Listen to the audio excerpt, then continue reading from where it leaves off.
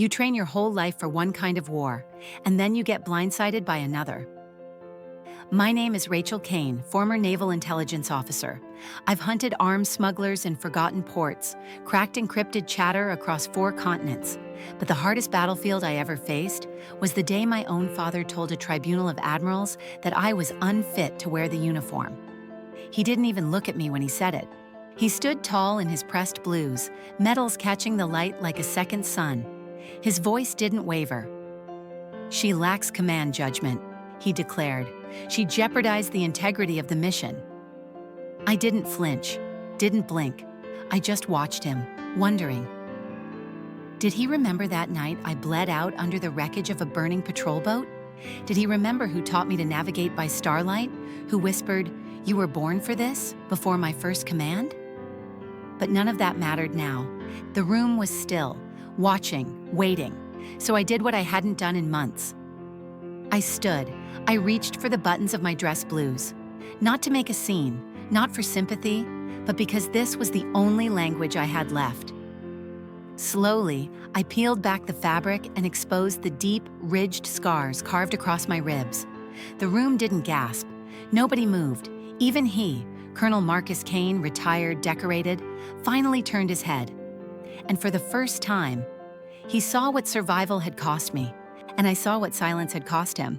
That night on the hospital ship still lives in the back of my skull. They found me half conscious, lungs full of seawater and smoke, my side torn open by shrapnel.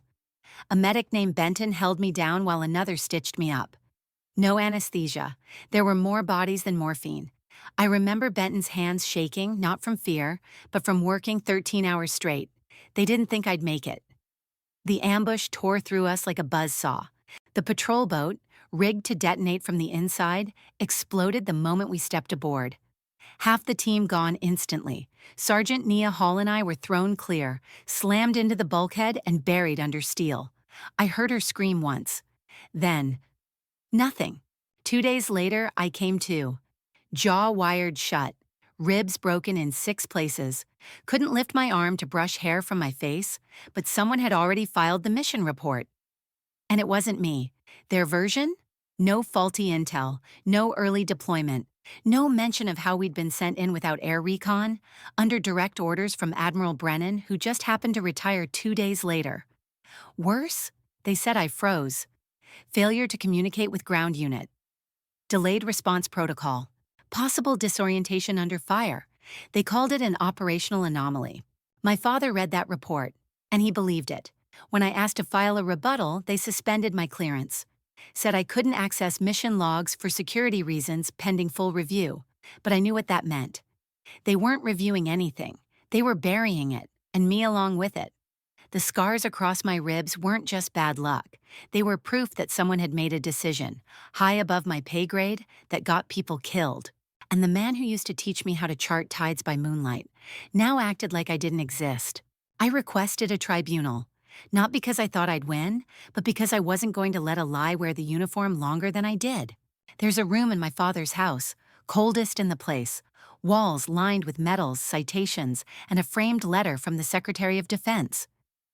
I used to sit cross-legged beneath those frames as a little girl, imagining what it felt like to be worthy of all that silence, all that saluted power. My dad was never cruel, never loud, but his quiet carved you to the bone. So when I stood in his kitchen weeks after the explosion and asked if he believed what they'd written about me, I already knew the answer. "I believe in protocol," he said. "I believe in the chain of command." He didn't say he believed in me. He wasn't just my dad. He was Colonel Marcus Cain, a living institution, the lead investigator on the tribunal. Used to serve under him. The chairwoman worked alongside him during Desert Storm. He didn't need to raise his voice. His silence did all the damage. And I was becoming invisible. So I made noise the only way the system couldn't ignore. I filed appeal after appeal. Each bounced back with the same excuses. Insufficient evidence. Jurisdictional review pending. Classified documentation unavailable. Every door I knocked on had already been locked from the inside. Then I got a call. Her voice was raspy, almost broken, but I knew it instantly. Sergeant Nia Hall. She had survived, just barely. Smoke inhalation had shredded her throat. She could only speak for a minute a day, but she used that minute to tell me this. I kept the backup comms log because I knew they'd lie. My heart stopped. That log could prove everything. The early warning we sent, the recon request, the altered mission timing. She said she was hiding out, off-grid with her sister in rural Virginia. "You come to me," she whispered. "No phones, no texts, just you." That night, I packed a duffel and booked a ticket. But before I left, I passed by my father's house one last time. Didn't go in, just stood there in the dark, watching the American flag sway above his porch, a flag for a truth he no longer served. Virginia was colder than I remembered. Not just the air, but the kind of cold that settles into your bones when you know you're walking towards something that's going to change everything. I landed just after midnight. No luggage. Just the duffel, a sealed folder, and a name nobody but me remembered. At a gas station off Route 220, a woman waited beside a dusty Jeep, brown hair tied back, eyes alert but tired. She didn't speak, just gave a small nod. She was Nia's sister. The drive to the cabin was silent. Winding roads, pine trees like shadows, no cell signal for miles. I think that was the point. By the time we reached the clearing, the sun hadn't come up yet, but the cabin porch light was on. And there she was, Nia Hall, wrapped in a thick hoodie, scarf pulled up to her chin, standing like she'd been waiting since the day we got hit. Her eyes lit up when she saw me, but she didn't speak. She didn't have to. I understood immediately. Some wounds don't bleed, some just silence your voice forever. Inside, it smelled like cedar and wood smoke. A fire crackled in the hearth. She moved slowly, deliberately, her breathing shallow but steady. We didn't hug, we just sat. She handed me a tablet already powered on, running offline mode. "No cloud," she mouthed. I nodded. She tapped twice. A folder opened. Operation Iron Veil, Outcomes Log. My heart clenched. That was our mission. It wasn't long, just a scroll of time-stamped entries and signal pings from her comm receiver. But I recognized the structure. I'd trained in it, taught others how to read it. Each line, a report.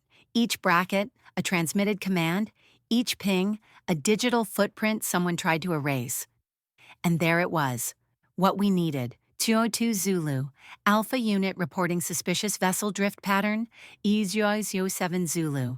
Requesting aerial recon due to non-compliant signals. 0224 Zulu. Orders received. Proceed without recon. That last timestamp? It was a full 21 minutes before our official deployment order was signed. It confirmed everything. That we saw the threat early, that we requested air recon, that someone ignored us and pushed us in anyway. I looked up. Nia was already nodding, but she wasn't done. She reached under the table, into a small wooden box, and pulled out something wrapped in navy blue cloth. She unrolled it. And my breath caught. It was my sidearm, standard Navy issue, serial number still etched into the grip, the one I'd dropped when the blast knocked me cold. They never logged it. "I found it next to you," she rasped. "They never recorded it." That changed everything. Because if Command didn't log the recovery of my weapon, it meant they were hiding more than a mistake. It meant they were hiding the timeline of engagement entirely. They claimed I froze during combat, but this proved I never had the chance. I reached across the table and took her hand. I didn't say thank you, didn't promise payback. I just held her hand. Because in that moment, there was nothing more powerful than remembering together. That night, I drove back toward Annapolis. The tablet, the sidearm, and the downloaded evidence were sealed in a weatherproof pouch inside my duffel. But none of it felt heavier than the scarf Nia wore around her throat. Her voice still gone, but her truth finally heard. She had carried the weight for both of us. Now it was my turn. The tribunal chamber looked smaller the second time. Rows of dark mahogany chairs, dress uniforms lined in perfect symmetry, the smell of floor polish, formality, and faint resentment. I stood at attention, center stage. The tribunal had the evidence package we submitted, Nia's comms log, the sidearm, the chain of custody timeline, but they hadn't added it to the agenda. They were trying to bury this quietly, keep it clean, contained, forgettable. But some stories refused to stay buried. Admiral Jennings presided, calm, unreadable. He looked like a man who'd seen wars in boardrooms and battleships alike. He tapped his gavel. The room fell still. "Lieutenant Cain," he said, "before we begin formal questioning, Colonel Marcus Cain has submitted a request to speak." My chest tightened. I didn't turn around. Behind me I heard the scrape of chair legs, then the boots, then his voice, measured, calm, surgical. "She lacks command judgment," he said. "Her failure to adapt under combat conditions contributed to unnecessary casualties. I do not believe she should retain active duty clearance." He wasn't angry. He wasn't dramatic. He was delivering a death sentence like a weather report.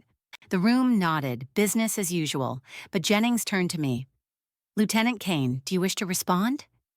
I said nothing, just stepped back, removed my jacket, and faced the room. The quiet gasps told me everything. White scars ran across my ribcage like torn seams, jagged, uneven, permanent.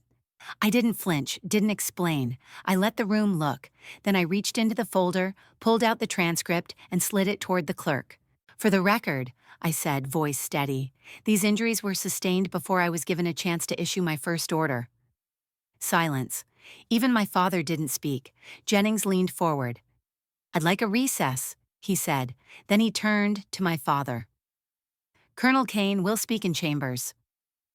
They led us into a side room.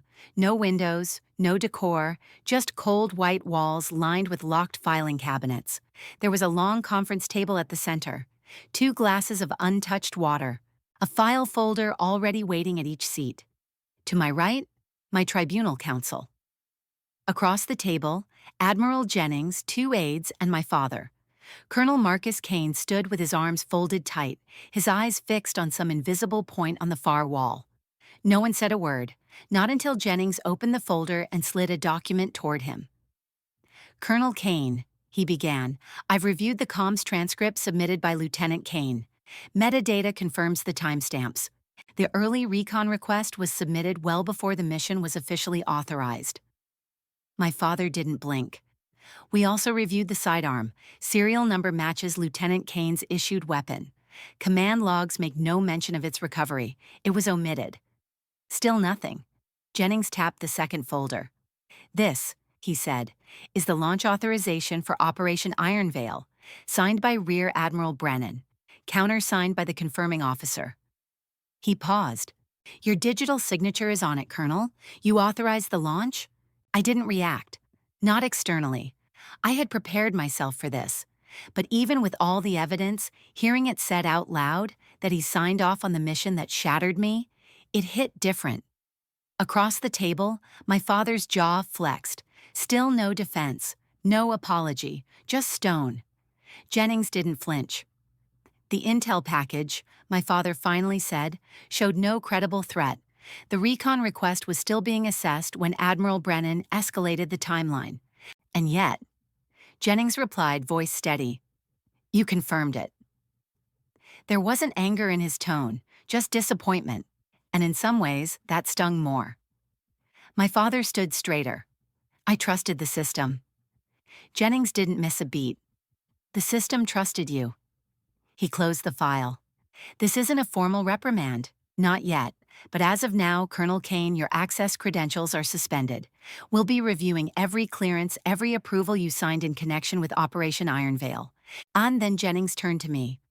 "Lieutenant Cain, we'll reconvene in 10. We stood. As I turned toward the door, I felt the weight of his eyes on me. And just before I reached the handle, I heard him say so quietly I almost missed it, "I didn't think they'd send you." I didn't stop, didn't look back. Just stepped out into the corridor, the air heavier than before. Back in the main chamber, the atmosphere had changed. The officers in their decorated uniforms no longer looked through me. They looked at me, some with shame, some with curiosity, some with respect. Jennings called the room to order. He laid out the findings, the falsified timeline, the unauthorized deployment, the omission of key mission data, the violation of operational protocol. He didn't call it treason, didn't point fingers with fury, but he did what mattered. He vacated the formal reprimand against my record. "Lieutenant Cain is hereby cleared of fault," he announced. "Effective immediately, her rank is reinstated, and this tribunal is adjourned." There was no applause, no handshake, just the quiet exhale of a story that refused to be erased. As I packed my folder and prepared to leave, I noticed something on the bench beside my seat. A small piece of cloth, folded neatly, wrapped inside. Was my father's officer insignia? No note, no ceremony. Just the silver emblem that once sat on his shoulder, heavy in my hand, heavier in meaning. I didn't know what to do with it. It wasn't an apology. It wasn't forgiveness. It was something else. A surrender, maybe, or a signal. The same way a soldier drops their weapon when the war is over. They offered me reinstatement with full honors. I was given a seat at a table no one talked about, one reserved for those who survived the system and still had something to teach it. But instead of standing tall, I stepped away. I accepted administrative leave, the Navy's version of saying, "You were right. Now disappear while we fix the mess." And honestly, I didn't fight it. I didn't want a medal. I wanted to breathe. So I packed a single duffel, left Annapolis under a gray sky, and drove until the GPS quit tracking me. I ended up in coastal Georgia, a little rental bungalow near an abandoned training site. The fence posts were rusted. The ocean was loud. The porch needed repainting. It was perfect. Most mornings I walked barefoot to the water. The cold bit into the scar tissue around my ribs, but I welcomed it. Pain reminded me I was real, that I was still here. Some mornings I said nothing at all, didn't check the news, didn't answer email, didn't care. I just sat on the dock, knees to chest, and let the tide tear through every lie I used to believe. That honor required silence, that family meant loyalty, that survival should be hidden. It had been 3 weeks since the tribunal. 3 weeks of silence. No interviews, no press, no parades. Just me, the water, and the ache beneath my ribs that still tightened when the temperature dropped. I thought maybe this was it, that the storm had passed, that maybe the quiet could stay. Then one morning it came. A package, wrapped in brown paper and string, no postage, no return address, just sitting on the porch like it had been placed there by hand. I opened it slowly. Inside was a leather-bound journal, worn edges, no label, but I recognized it instantly. It was my father's. He used to keep it in a drawer behind his desk, locked tight next to the folded flag from his father's funeral. No one was ever allowed to touch it. I flipped it open, heart thudding in my throat. At first, it looked like a field manual. Tactical drills, map overlays, chain of command diagrams, standard military mind. But then I noticed the margins, tiny handwriting scrawled along the sides of every page. Not orders, not strategy, questions. Does mission success excuse quiet casualties? Where's the line between readiness and cruelty? If I taught her to obey without question, did I raise a soldier or a shadow? My throat tightened. These weren't instructions. They were confessions. A man raised on discipline, quietly wrestling with doubt. I flipped to the last page. There, centered and alone, he had written one sentence. Command isn't control, it's accountability. No signature, but he didn't need one. That was the most honest thing he'd ever written. That night, I left the journal on my nightstand beside the insignia. Didn't touch either, but for the first time in months, I slept. Not the light, alert sleep of a soldier. Not the restless sleep of grief. I slept fully. The kind of sleep that only comes after truth finally stops hiding. A week later, my phone rang. Unknown number. I let it go to voicemail, but then it rang again. Same number, I answered. Lieutenant Cain? This is Commander Reyes from Naval Education Command. We've reviewed your tribunal transcript and we'd like to speak with you. I held my breath. Not about tactics, she continued. Not about intel or espionage. About leadership, moral clarity. What happens when the cost of a mission isn't in the numbers but in the scars? I didn't say anything.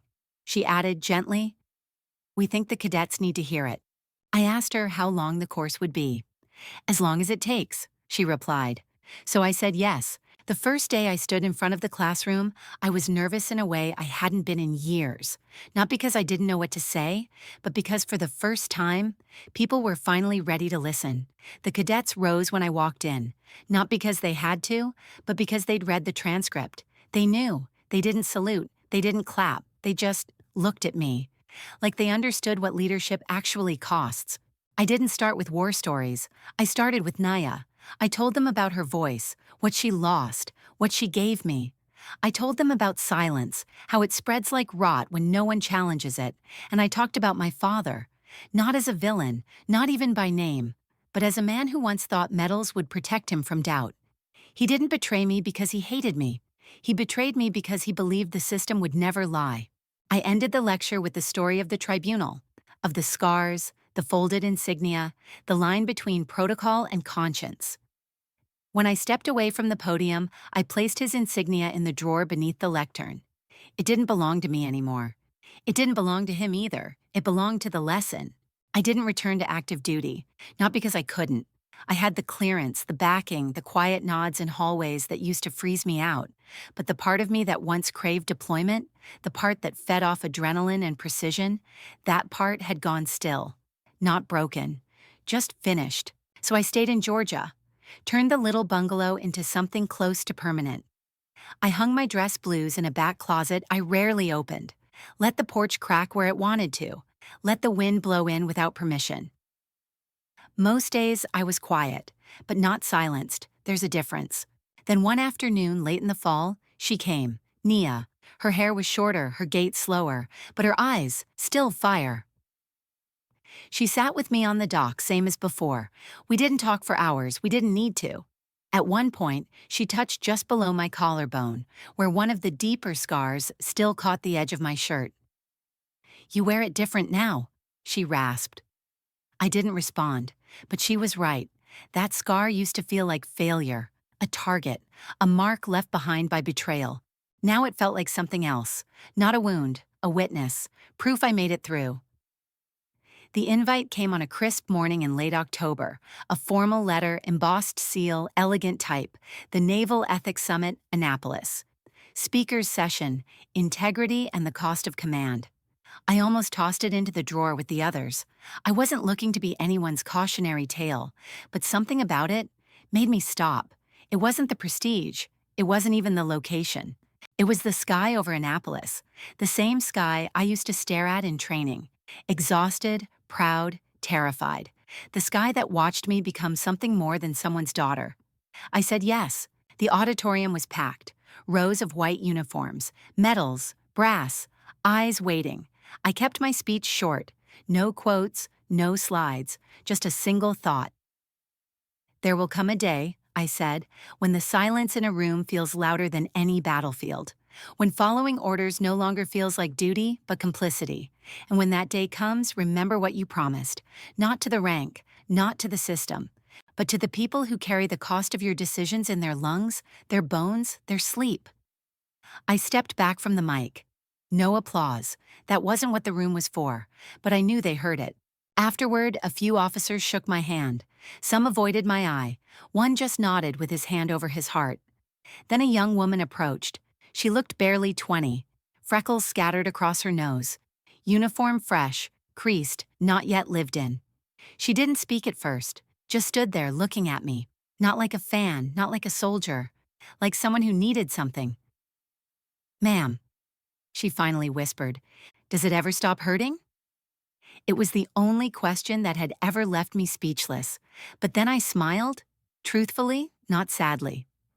"No," I said, "but it stops owning you." I left the summit without looking back. I didn't need validation. I had done what I came to do. I had spoken the truth in a room where silence used to win.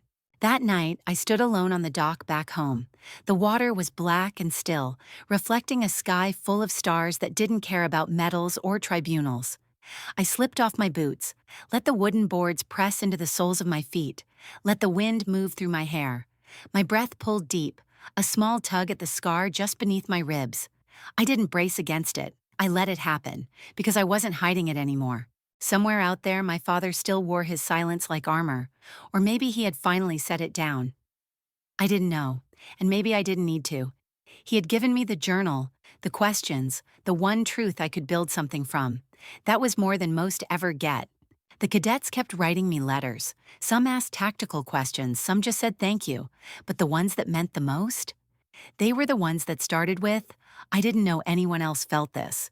That's why I stayed. That's why I taught. That's why I stood behind that podium every week. Because it's not always the mission logs or the medals that change the system. Sometimes it's the whisper that says, "You're not crazy. You're not weak." You saw it too. I didn't teach war. I taught memory. I taught integrity. I taught what it meant to stand your ground even when it costs you everything. And in those quiet rooms, filled with people who would someday give orders that cost lives, I planted something. Not a lesson, a legacy. Fall turned to winter and Georgia stayed quiet. The mornings were colder now. The wind blew harder off the coast, sharper. Some days the air bit deep into the scar tissue around my ribs, but not in anger. Just a reminder, I never moved back to Annapolis, never reapplied for deployment. I didn't need to. That part of me, mission ready, always alert, chasing validation from command structures and silent fathers, was gone. Not broken, just no longer in charge. My days became slower. I built a little garden out front, repaired the porch railing that had been falling apart since I moved in. I even fixed the leaky faucet, twice. There's a kind of satisfaction in that, in fixing something small, something no one else will ever salute you for. Some mornings I still woke before dawn, heart racing, ready to grab gear and go. Old habits, phantom alarms. But now, instead of heading to a mission brief, I poured coffee, stepped onto the porch, and listened. Birdsong, waves, wind pushing through the marsh grass, and I breathed fully, without flinching. Nia visited again in the spring. Her voice hadn't fully returned, but her laugh, low and rasping, was stronger than ever. We sat on the dock for hours. No strategy, no after-action reports, just two women who'd carried too much for too long. I told her about the cadets, about the lectures, about the insignia I left in the drawer beneath the podium, about the journal and the questions that lined the margins. She didn't say much, just smiled. That same slow, quiet smile I'd seen once before, under fire, when we both thought we were going to die. As the sun dipped low, she reached out and touched just beneath my collarbone, where one of the deeper scars lay like a ridge. "You wear it different now," she whispered. I didn't answer, but she was right. That scar used to feel like a failure.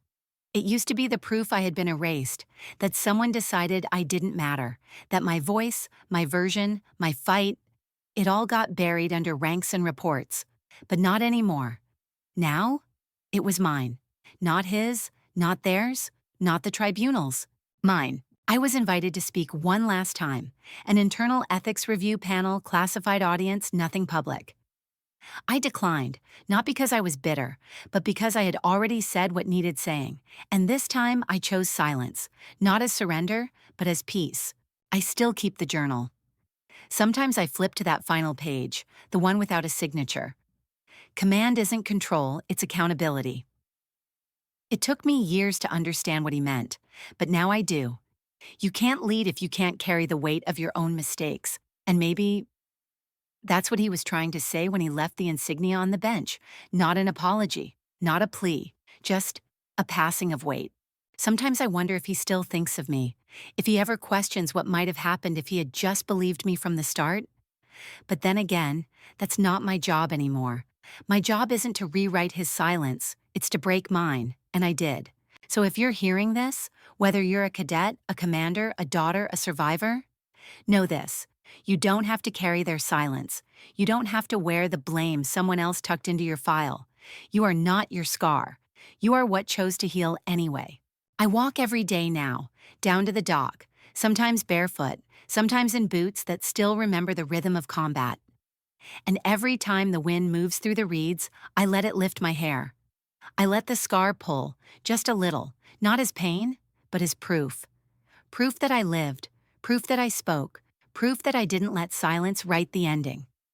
Sometimes survival isn't loud, it's quiet mornings, it's scars that no longer sting, it's teaching others what no one taught you. And most of all, it's choosing day by day not just to endure, but to define the silence on your own terms.